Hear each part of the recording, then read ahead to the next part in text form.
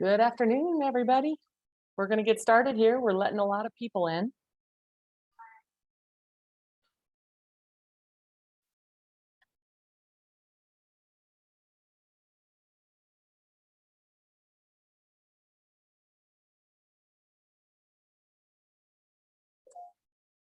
I just want to make sure that everybody's clear. The people that should be on this webinar today are the conservation districts and entities that have been running the Star Plus program in the first go around that started in 2022. So if you are here and you are not part of that group, you do not need to be here. This is really just for people that are actively running a Star Plus program within their organization.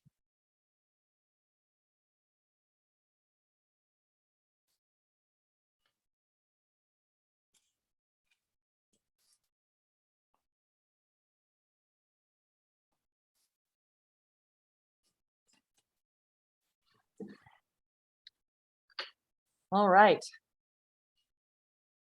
Should we give them another minute or get started?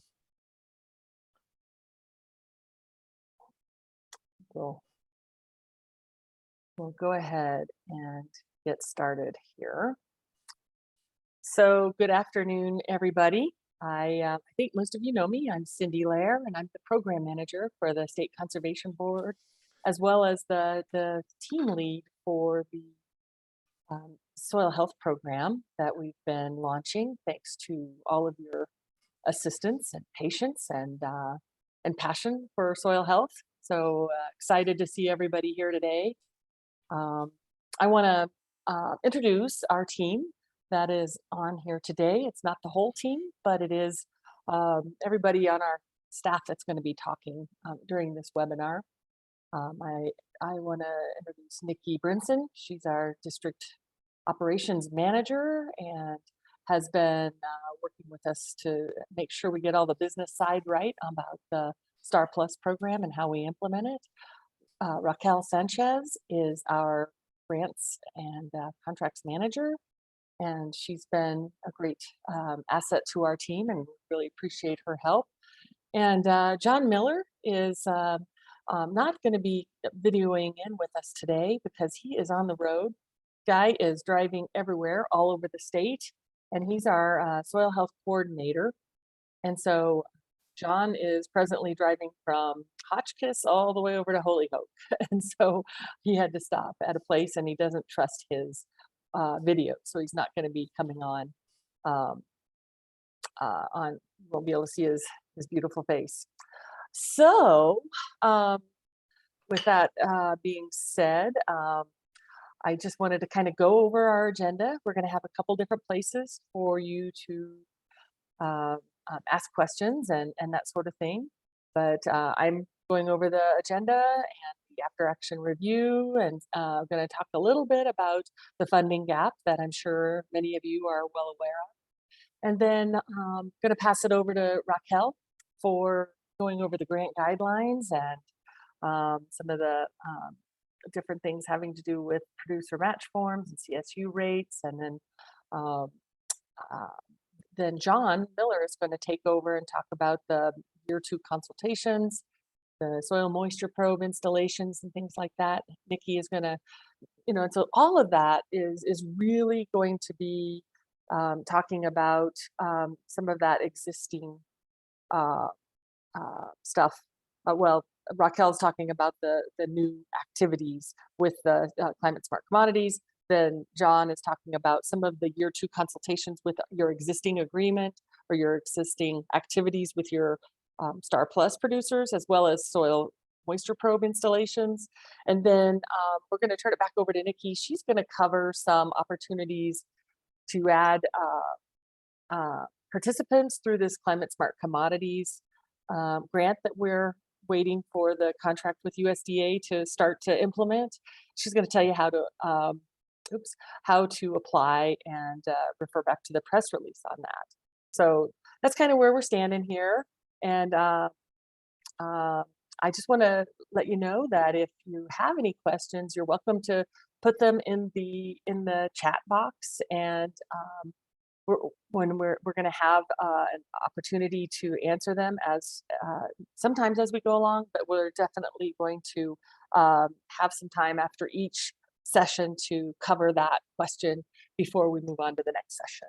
So um, let's see. Um,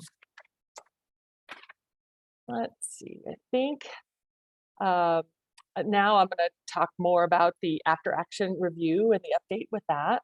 So our team has heard the after action review update. And if you recall, many of you have received um, the ability to give input on that. You got a call from either Kristen Boyson, Helen Silver, or Max Newmeyer, and the three of them have taken this process of reviewing how the STAR Plus program went in its first year of launching.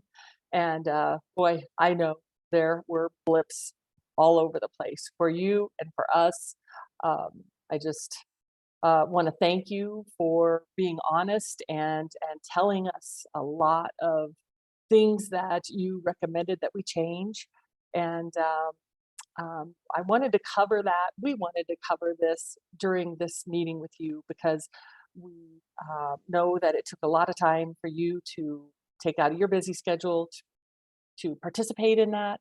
And I think we got about 76 different comments of things that you all recommended that we do to improve on the program. And we really do appreciate that a lot. And we recognize it's far from being perfect. And I want to acknowledge your patience with us as we had to grind through a lot of this over the last year. And so just to let you know how we stand on this and where we're following up is that we are having a workshop with our team, and we are going to go by we're going to go through every single comment that you all put forward as ways that we can improve the program, and we're going to figure out how we can integrate that and how we can make those changes into what we're doing. So we don't want you to think that we don't listen. We do really listen, and we do care for how you give us that input so that we can keep improving on it. Continuous improvement is everybody's responsibility, and we're definitely taking our fair share of that because we want this next go around where we have so many, we're going to have 450 more producers and 45 different conservation districts and entities engaged in this. It really has to be something that they can take and run with. And so you all have been guinea pigs. And then even there are a few of you districts here, about 5 of you, I won't name you now, but you guys have been running pilots for us for a couple of years now. And so we send out an extra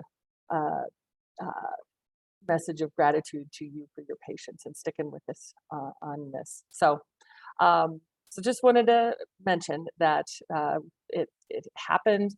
We're about ready to, they're going to give an overview of the AAR to Commissioner Greenberg and also to the Soil Health Advisory Committee. So it is a living document that is going to be very useful for us in the coming year. So just that was the update I wanted to give on that. And then also wanted to talk to you about this funding gap update. And there's, oh my gosh, we've had a lot of staff working on the funding of this program. And in an ideal situation, we would have had a nice funding appropriation to be able to implement this STAR Plus program. And we did to a certain degree with $2 million from the legislature. So I can't point a finger at the legislature completely. However, if you remember, we have gotten, we've gotten a lot of different grants on this. Some of you have heard that you're being funded under CIG. Some of you heard that you're funded under CPP. Some of you are funded under the 319. And we have recognized that with all these different grants that we've written, and we've learned more as we have created each new grant proposal, what has happened is our goal has been to manage this program all where on your side, you can't tell that we have all these different funding sources. And so, but what is happening, we're trying to fill in that gap and treat you all very similarly. However, there are stop gaps where we can't just manage it all the same because of the way the contracts have been written. And so um, early on, when we were writing this grant proposal, we would average the budget. We would think, well, a producer can get up to 5,000, or and so we'd take an average, not thinking that every producer would get the maximum. And it just so happens they have been in the maximum situation, or maybe not all conservation districts or eligible entities would use the maximum number that they were allowed. And as it stands, I think about everybody has, used that maximum number. And so by averaging what the budget looked like, we actually under budgeted. So that was lessons learned. And we don't point fingers here. It's just part of what happened. And so we learned the lesson. We won't be doing that again. And that wasn't done in the climate smart commodities side of this. So rest assured, we learned that lesson a long time ago.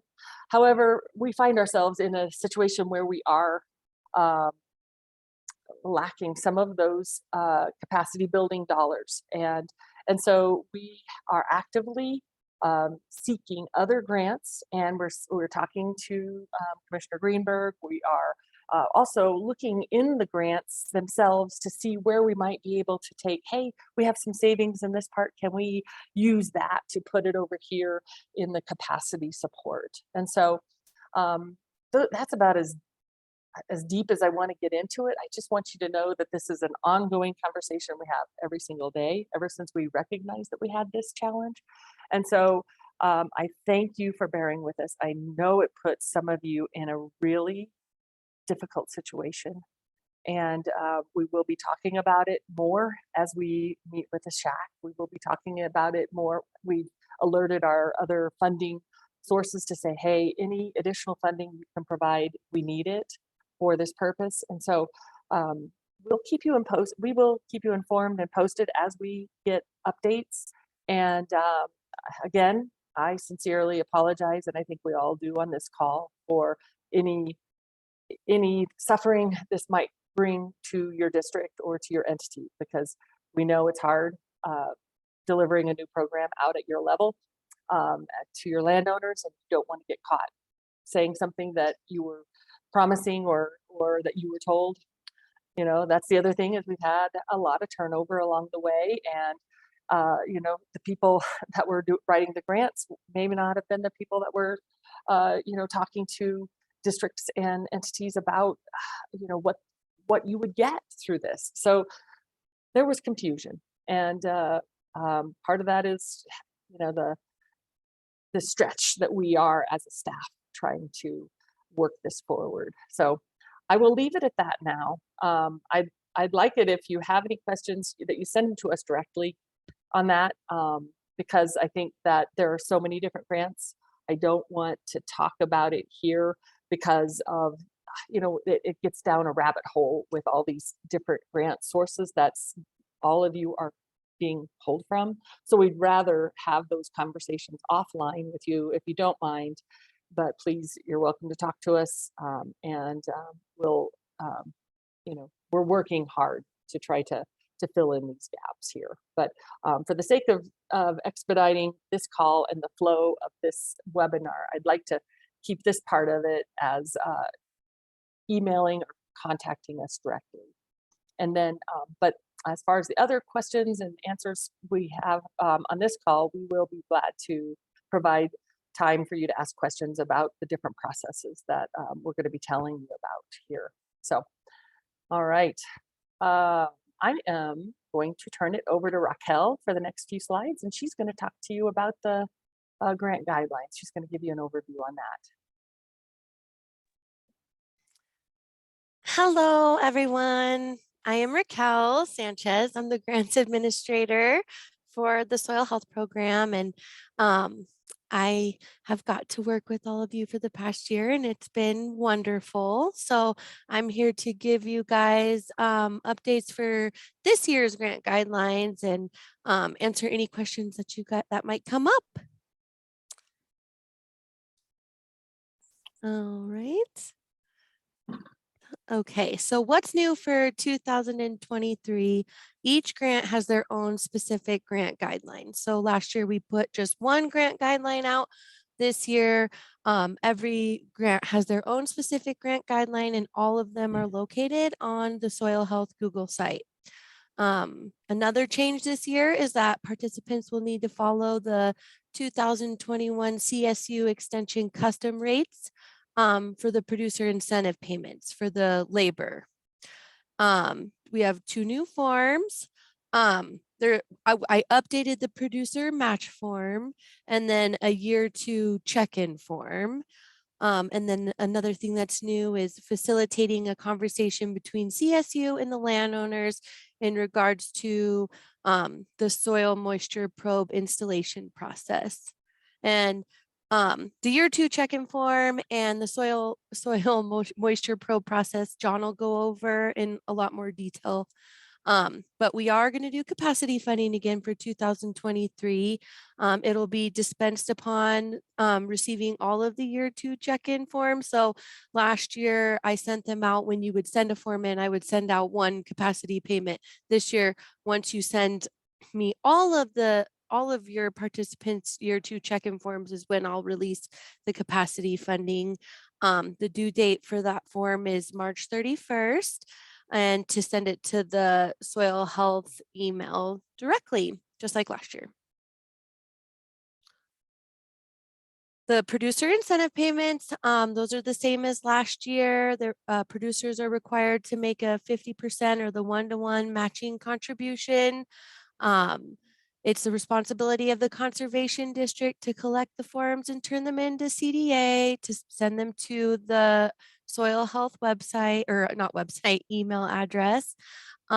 We need the receipts, documentation, copies of invoices, any kind of documentation necessary to support the invoice sent along with the producer match form. And the deadline to get all those forms in is September 30th to, again, the soil health email.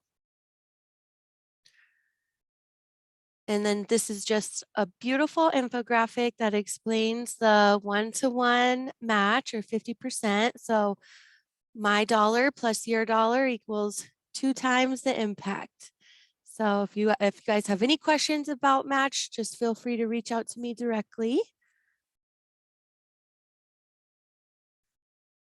This is the new thing is the CSU extension custom rates for the producer incentive payments. So I did update the producer match form with a link directly to the document that has the CSU custom rates on it.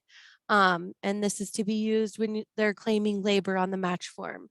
If you have any questions, you can call me, email me, and I will help find the right labor match for you.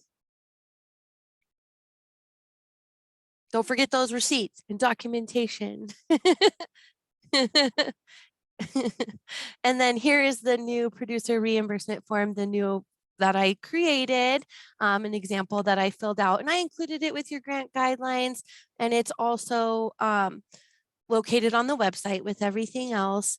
But as you can see at the top or where the labor is, I did a custom rate for no-till and the eastern region. So it tells you, you know, the median range in which to select. And then I just broke it down over here on the right side of the form.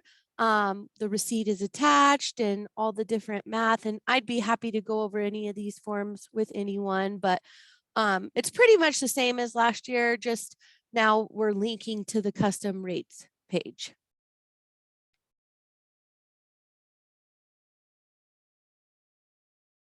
And then this is just a quick reminder of the required field day. So as you guys know, each CD or eligible entity participating in STAR Plus is required to host 1 field day over the course of the project. Up to 1,000 will be reimbursed. We want you to invite all of the Star Plus participants, farmers, ranchers, TAP staff, any other community members.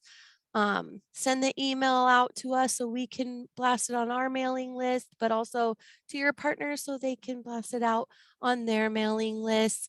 No more than 2 weeks after the field day, we would like for you to submit your reimbursement request, your receipts, the attendance estimate, like a short summary of the event, and people who were able to attend, and any cool pictures that you might have taken.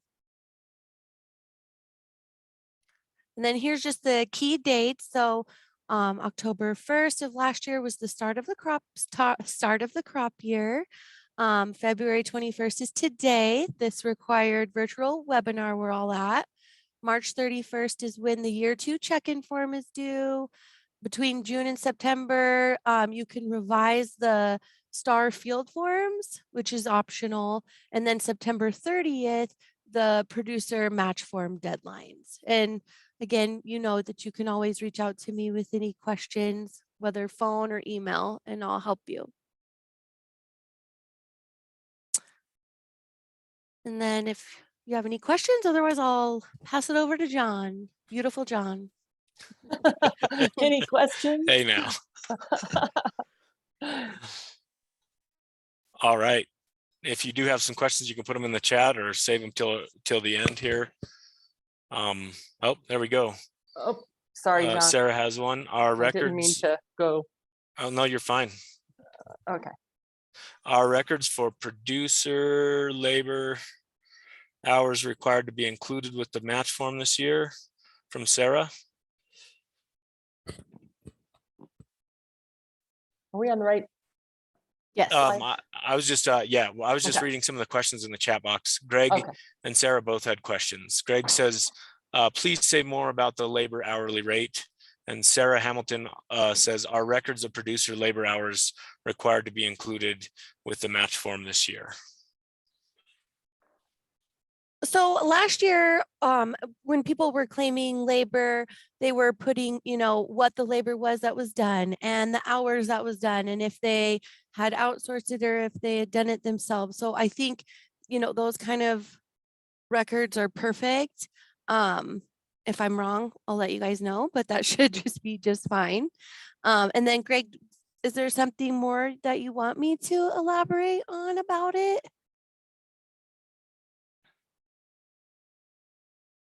Hey Raquel, it's Greg. Can you hear me? Yeah, I can hear you. Okay, yeah. Well, last year we just had a set rate in the box that it was easy for the producers to do the math on, or me to do the math on, which is important to be easy. And I was just curious. I'm just looking at the forms you sent for this year, and I don't see a rate. Is that a moving target, or do we have a number per hour for the producers?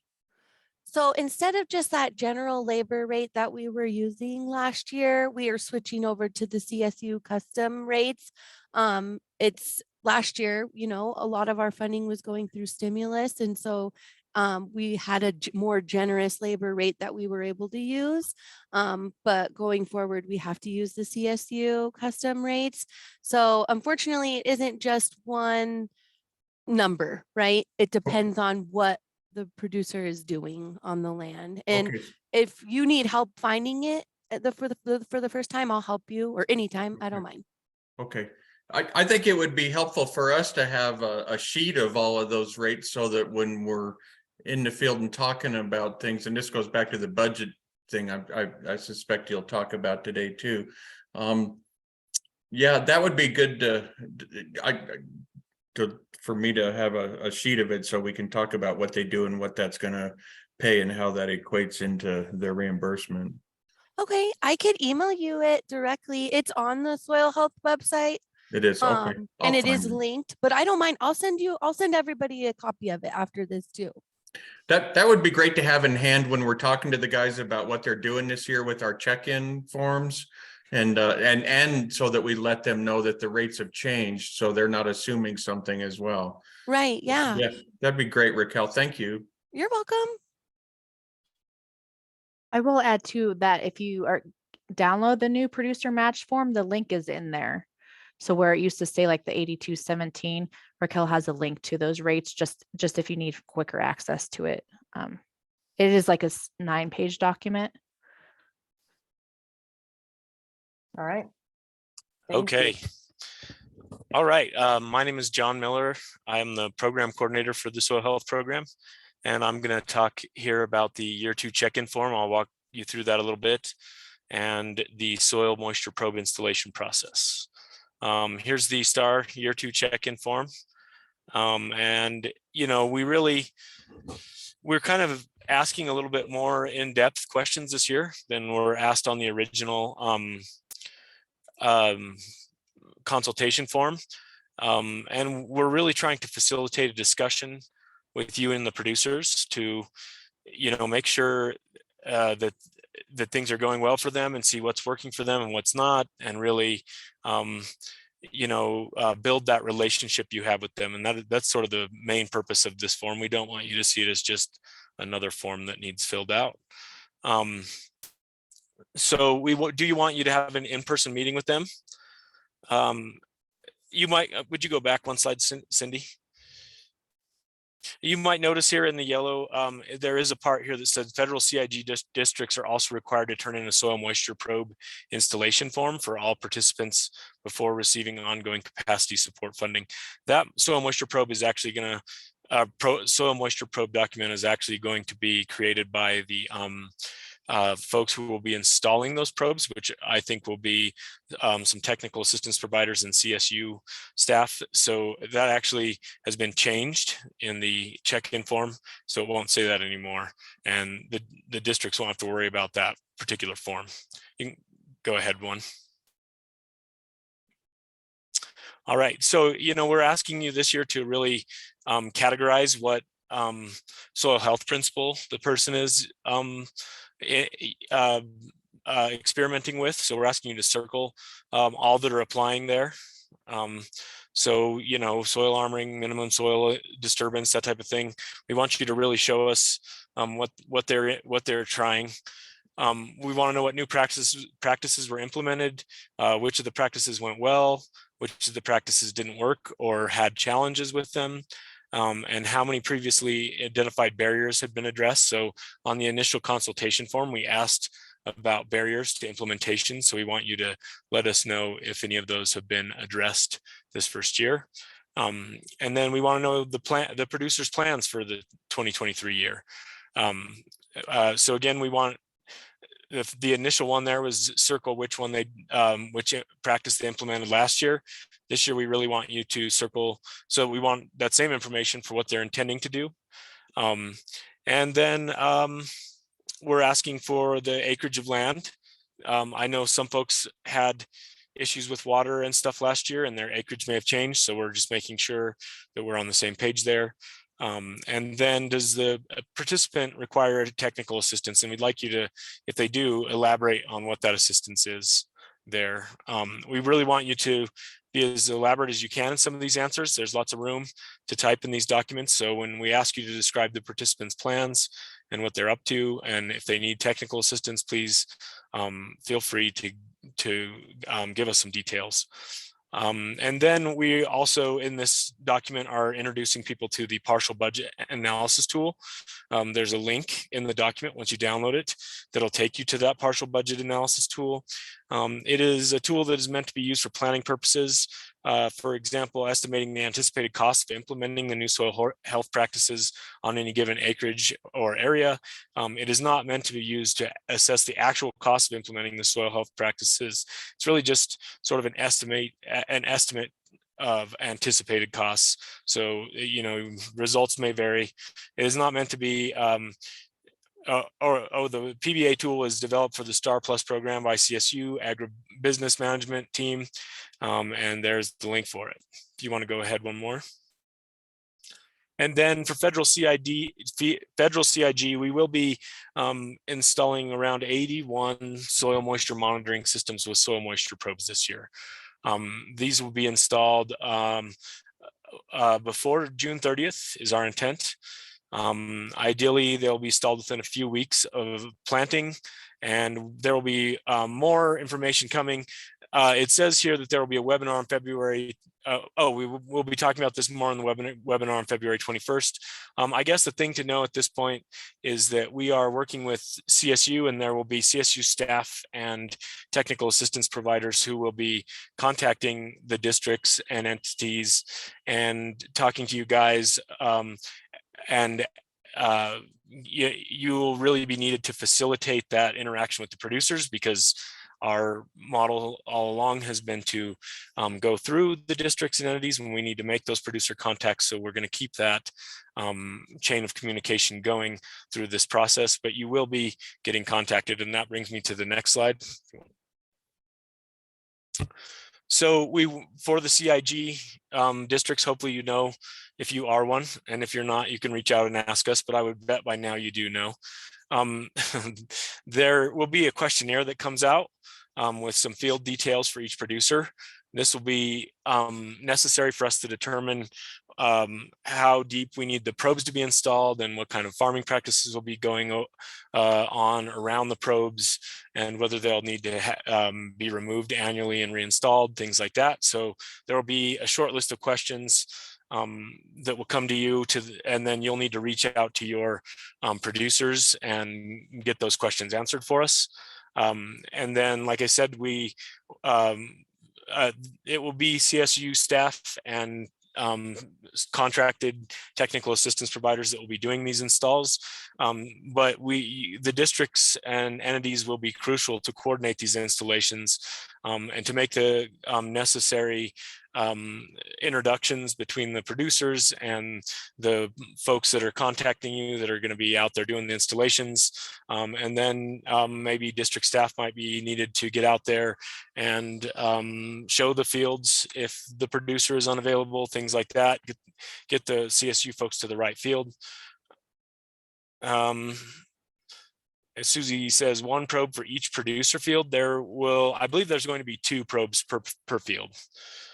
But there will be one soil moisture monitoring system with 2 probes hooked up to it, is the current plan.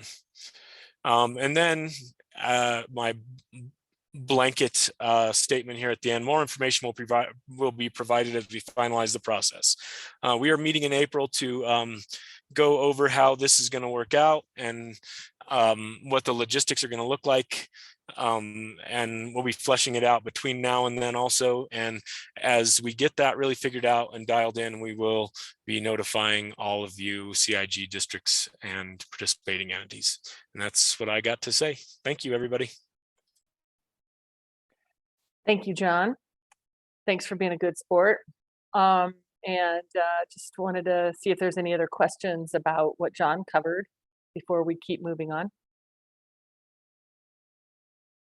And I am not watching the chat, so please interrupt if there's a chat that we need to cover. Looks good. Okay. All right. Nikki's next on our agenda, so I'm going to hand it over to you, Nikki. Okay, so really what we're going to be talking about is John, Raquel, and Cindy really kind of wrapped up what y'all went through the first year, what you had to look forward for this year as far as items required and to get those payments made. What I'm going to actually talk about now is the CSC and the 2023 application and how to participate on that. So we might have a couple of folks still lingering that are new districts. This would be more for all of you that are currently enrolled and how you can go about the application process specifically. So the applications are open right now. They are due April 3rd. There are 2 applications on the website. They're on, if you happen to go from the press release and go to CDA's original website, they are there, but they are also located on our Soil Star Plus grant site, because I know a lot of you interact with that regularly. So we wanted to make sure that it was easy for you to find. The key pieces are here. It is a Word document. So similar to, for you conservation districts, similar to our matching grant and DCT programs where you have to download the Word document and save it. That's the exact same kind of process. So if you end up clicking on one of them, you should get hopefully that little red circle is a little pop-up with that arrow. You can click that. It will open it in a new window, but that is still in your web browser. So remember to download it to your desktop, and then you can fill it out. and that should get you started. And the next one, please, Cindy. So all of you will be using this says new on it on the right hand side there, but it should be the existing application. So again, that box on the left, the first top left picture has that download button. Make sure you do that. It's a fillable Word document. Type in the gray boxes. They should expand as you type. Definitely save it to your computer, and then you can attach it and email it to our soil account by April 3rd. And remember, the more the merrier. So you can't provide too much detail. Be sure to never answer just 1 or 2 words. Give us all the information you can think of on crop types, your area, really give us a big picture for the folks that are going to be reviewing this so that they understand your producers, your land criteria, and can make the best evaluation through that. Attach an email again to our soil account. The evaluation criteria, just so you know, is on the last few pages of that application. So I think in the existing application, there's probably 3 pages of actual data for you to input. And then the last 2 pages are the grading criteria and evaluation. So definitely be sure that you reference that so you know kind of point wise what you want to make sure and cover to have impact your score. Again, use that existing CD application and put the total number of additional participants that you want to apply for. So if you currently have 5, 6 producers, and you're like, well, we'd really like maybe 15, put, 7 more in there.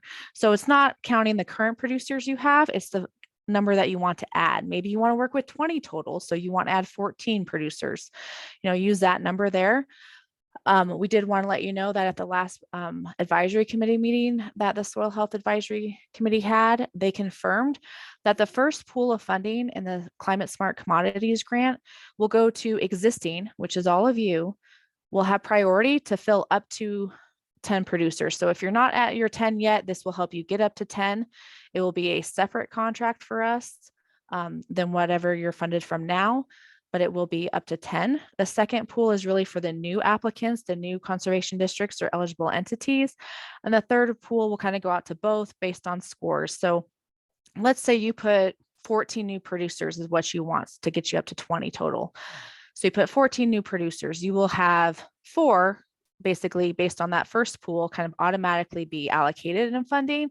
And then the other 10 will go into that third pool where they will be evaluated based on the scores. And this is kind of a big picture overview of the year-by-year requirements for CSC. So like I said, it will be a separate either contract or purchase order with you. And it will just be those producers under CSC. So you will have basically 2 kind of contracts you're kind of working on for us. The biggest reason is for that is the likelihood of CSC being audited is extremely high. So we want to make sure that we keep records very clean and linear from our standpoint, but also for you so that you don't have to like dig through, every single grant to separate out your CSC producers. The same initial piece on having initial consultation, soil sampling, all of that, producer incentives, the rating and field signs are going to be the exact same. The difference is in year 1, we will be doing those soil moisture probes in the CSC. Year 2, you'll have the check-ins and incentives, just like Raquel talked about for year 2 for you guys now, for 2 and 3. And year 4 is those final consultations and again, producer incentives. So there will be an opportunity for an ongoing field day and you will be assigned CSU, either extension or ag experiment service station folks for and working with them on the soil moisture probe installations.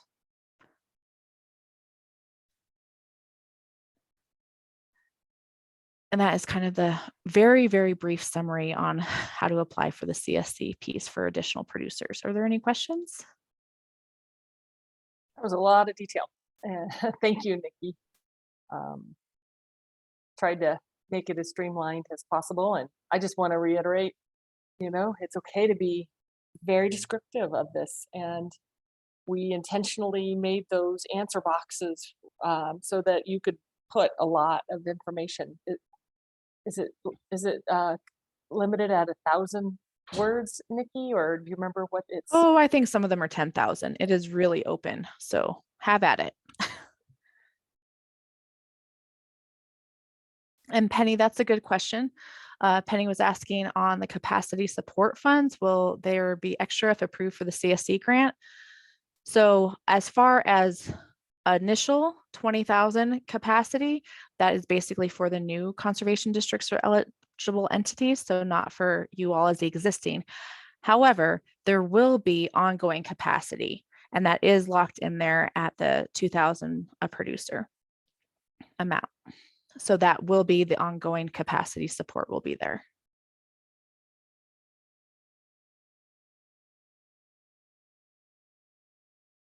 Other questions? Thank you, Nikki.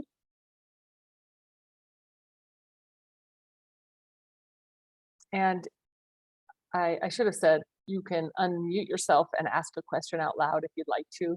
If it works better for you to describe it rather than putting in a chat, you're able to take it that way too.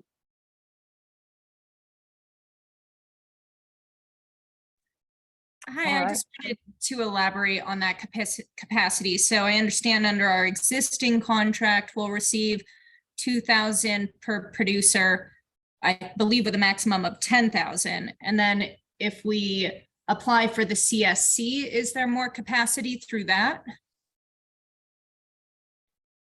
So the CSC, you will get 2,000 per producer as well, regardless of whatever grant you're out of now for funding. Okay. And how often? Is it? And that will be, sorry, that will be annually. Okay. And then Yes. I just wanted to clarify if there was that 10,000 maximum per, No, or I guess is that dependent on one's individual contract? yes, it will be. And like Cindy mentioned, we are still waiting for our final contract from USDA. So we'll Got it. definitely know more once we get that as well. Okay, thank you. But we are going to be watching very closely for that. Okay, thanks. Mhm.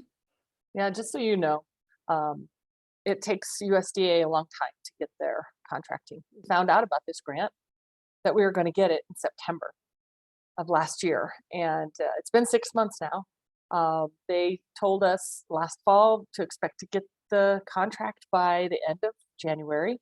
It's now nearing the end of February, so it's a month late, but that's not bad on USDA time. And I'm not being mean. And so we're just every day looking for it. The questions they've had for us are really small questions. There's nothing substantive in their questions that they've come back to us with. And it's a bit of a challenge, you might think, trying to juggle this before we even have a contract, but we really don't want to lose a year. We really want to take advantage of this field season for getting under contract, getting people, getting the conservation districts and the eligible entities out there, working with the landowners so that they can be ready to go when the crop year for 2024 starts on October 1st. And so we felt like, because a lot of this it's necessary, busy work, and we wanted to get all of that done so that when we do have that contract in place, boy, we can just execute our own contracts with you all. We can also, it's going to help us be able to hire some more staff that will be more dedicated and not straddling several different programs like we are right now. So there will be good things happening when the Climate Smart Commodities contract comes through.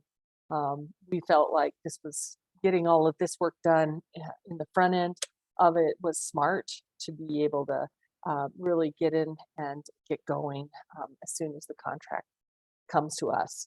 And just so you know, we cannot contract with you until that is contracted with us. Our business operations, grants people, and finance people, they just will, it's against the law for them to let any contracts go before we have that contract with USDA. So, any other questions?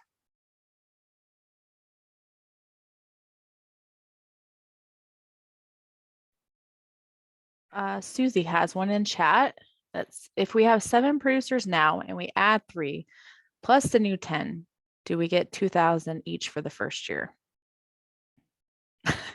So yes, I know this is kind of a complicated process to understand. So 3 plus the new 10. So Susie, that's 13 total of new producers. If I'm understanding your question correctly, you would get, if approved for those additional 10 plus the 3, you would get the $2,000 per producer per year of the CSD grant.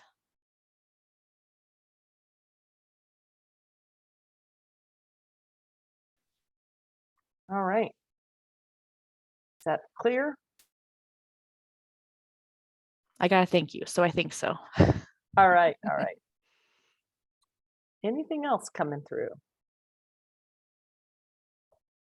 Well, it's exciting to be at this spot, and you all are seasoned in your first year, and I've talked to other districts that haven't been involved in the Star Plus delivery yet, and one district out east has had about 20 different producers coming in and asking for when they can sign up for this. And so it's really because of all of you that we're at this place where it is, it's been a lot to haul along for all of us and a lot of patience.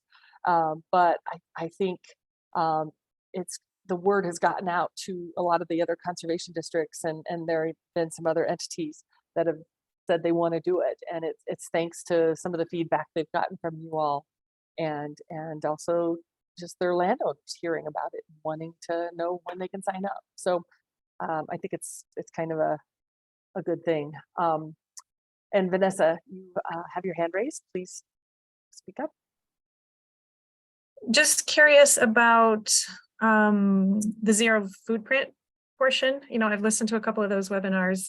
I'm just wondering if there's any plan to have like a one pager or something we can hand out to producers, because they're definitely kind of interested in it, but I feel like we're kind of not the entities that have all the information. Or do we just direct them to their website, or kind of what do you recommend? I think it would be good to direct them to the website at this Okay. point, but it wouldn't hurt to have, just a postcard with a QR code on it to help them get there easier without, those QR codes are sure handy for linking people to the information they're seeking. So yeah, we do have that webinar. It's I think it's on our website to tell people about how to do the zero footprint program. And just a reminder, it isn't going through CDA at all. It's kind of nice that way because you will be contracting directly with them. It is for Star producers, so it could be Star Plus or regular Star.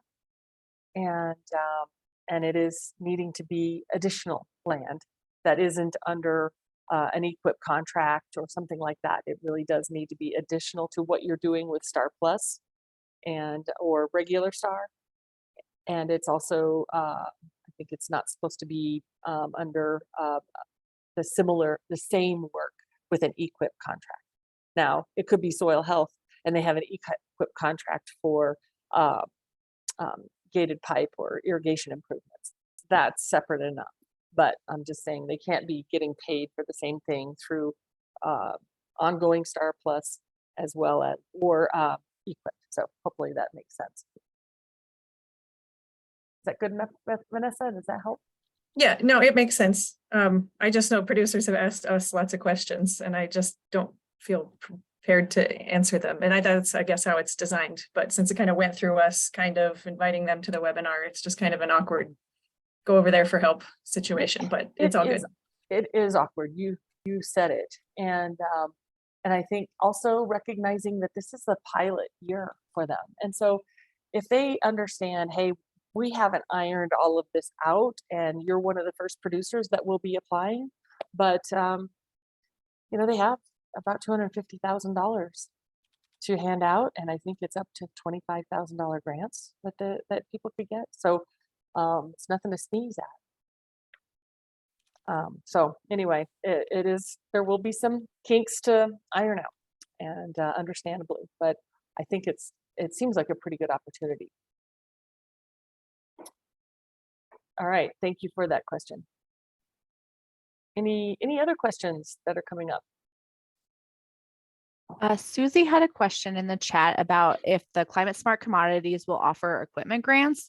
And the short answer, Susie, is yes, they will. But since not like how you were the first year where you were kind of allocated a $25,000 and kind of worked with it from that standpoint, the new participants of CSC will be offered that originally, but we are keeping an open mind. We might be into a case like we ran into this year where we had extra funding just for that line item, and we might be able to open up to you all as well. So it's not a flat no, but it's a wait to be seen based upon available funding. That's the answer, Susie, sorry. And Nancy, you were asking about the webinar from February 9th. Raquel has it on our website under the resources tab. You can also register for the exact same webinar will be on March 9th. So that's an option too. If you missed that February 9th one where it was just going over the requirements and more details of the Climate Smart Commodities Grant, that was on February 9th. The exact same information will be offered again on March 9th.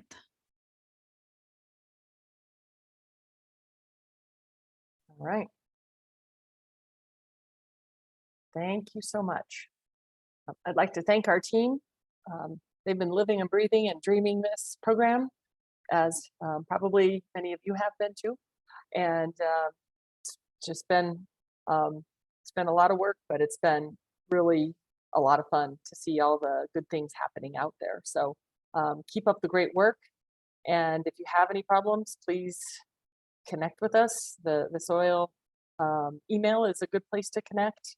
And you know that if you try to call John, sometimes he might be out of cell phone range because he is traveling all over the state, attending different meetings, taking the booth out, and he really isn't just in one spot answering and fielding questions. So thanks for your patience in getting back to you and things like that. But we're doing our best, and we're so thankful that you're providing that local leadership to make this available to the producers in your area.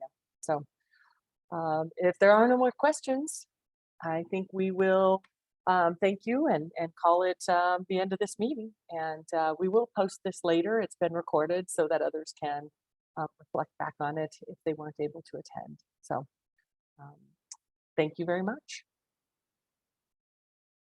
Have a good day.